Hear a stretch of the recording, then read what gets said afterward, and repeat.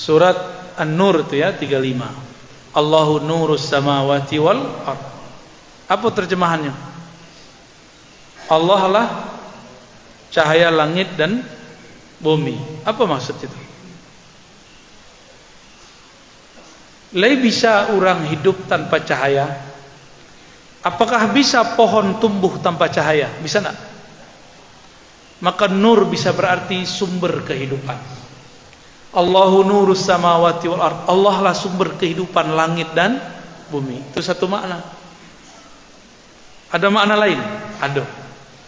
Nabi berdoa, Allahumma ja'alni nura. Ya Allah, jadikan aku nur. Apa arti nur tadi? Ambo bertanya ke Bapak Ibu, apa arti cahaya? Ma cahaya tu? Cahaya, makin ni cahaya. Kalian nampak cahaya? Lampu nampak tak? Apa perbedaan antara lampu dan cahaya?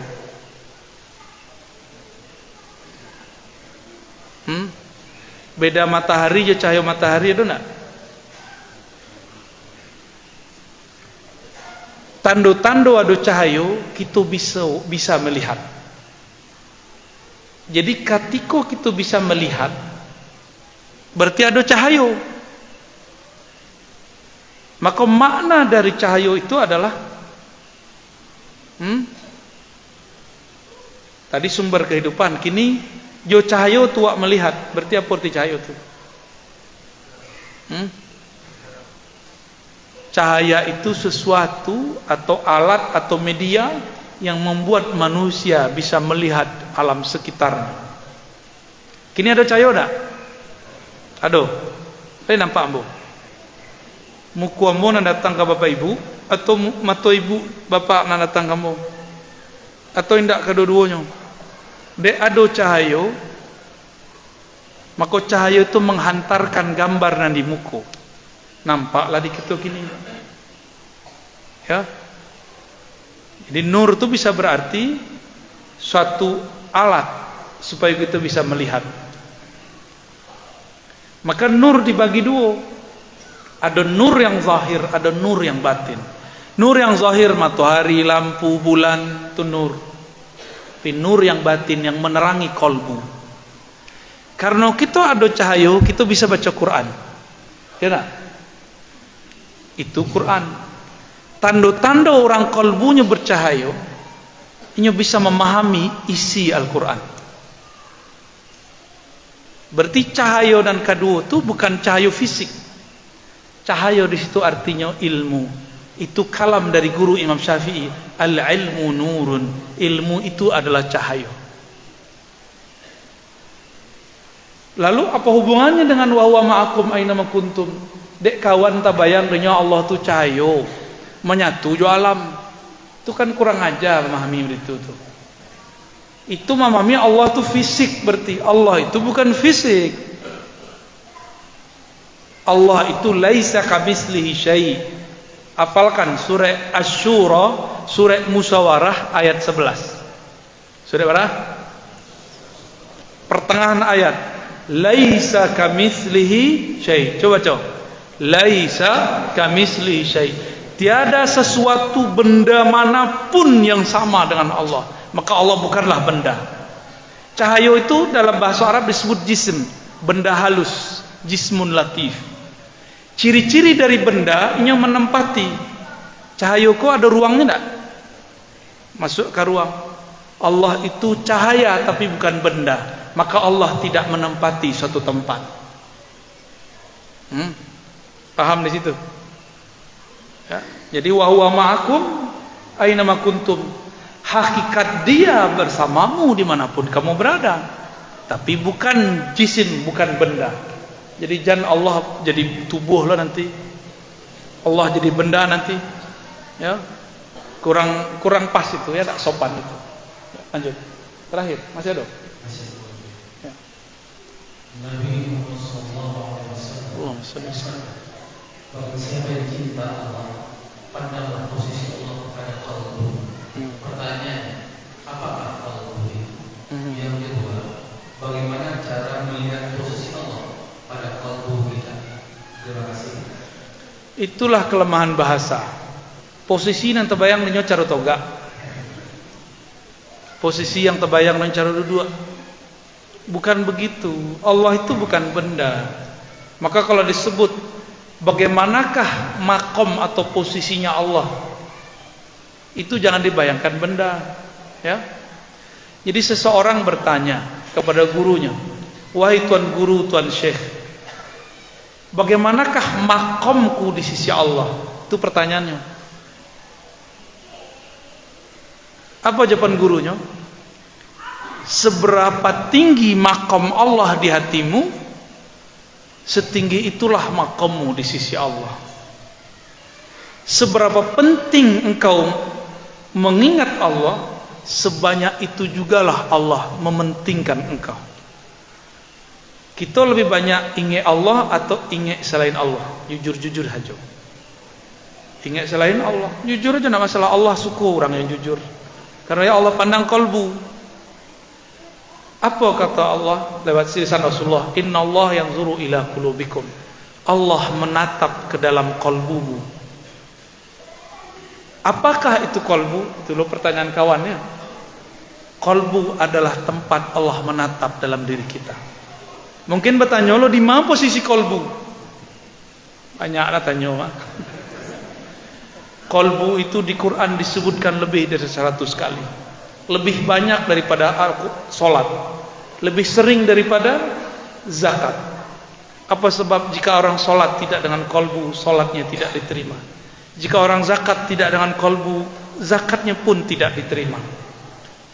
Jika berceramah tidak ada kolbu, indah lo diterima di sisi Allah. Ya.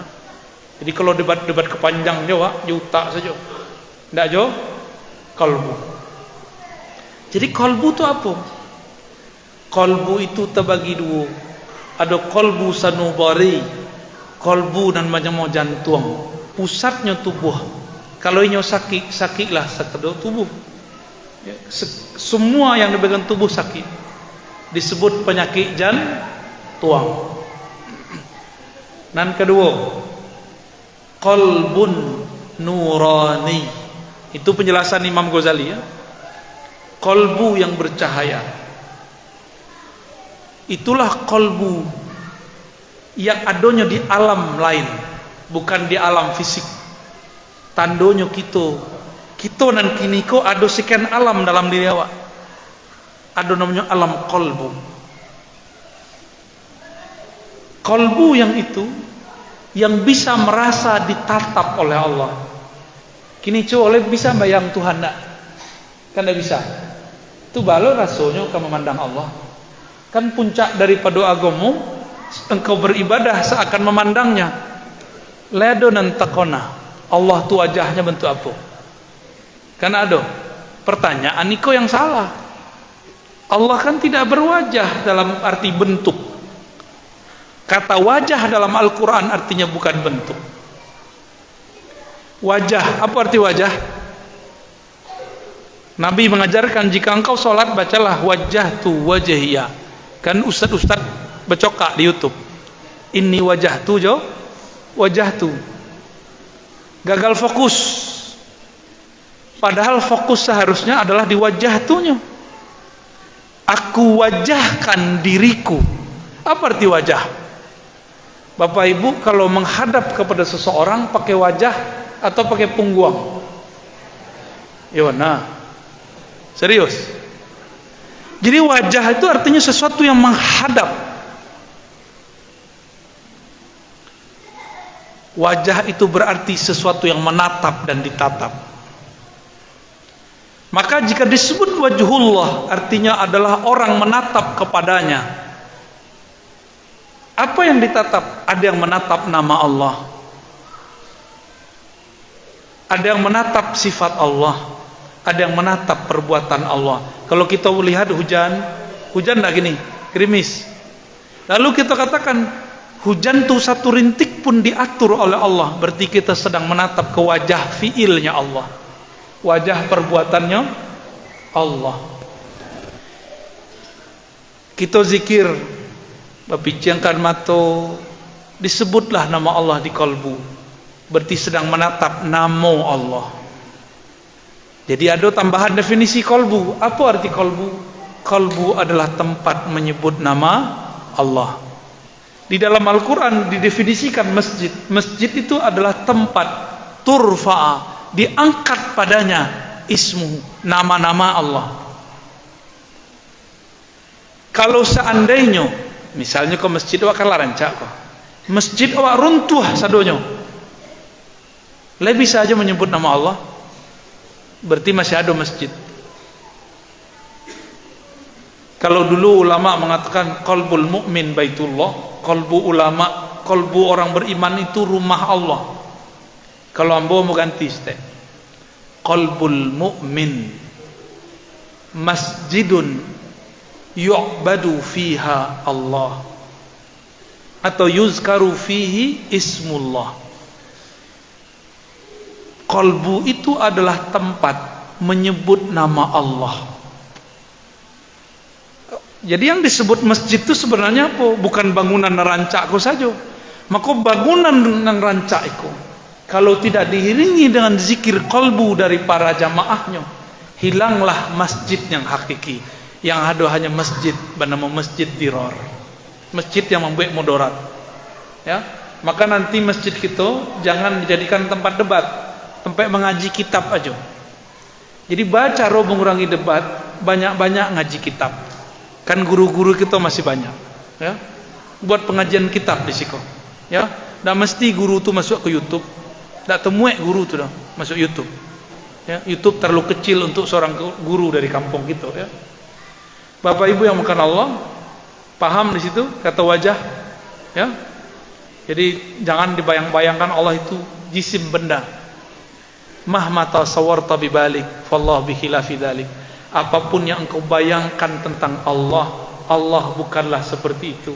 Sebab utak itu punya rumus. Apa rumus utak? Tidak bisa memikirkan sesuatu yang tidak pernah dia temui. Pernah enggak utak bertemu Allah? Tidak pernah. Maka jangan pikirkan Allah dan utak. Sebut saja namanya, hayati sifatnya. Nanti Allah akan mengenalkan dirinya kepada kita.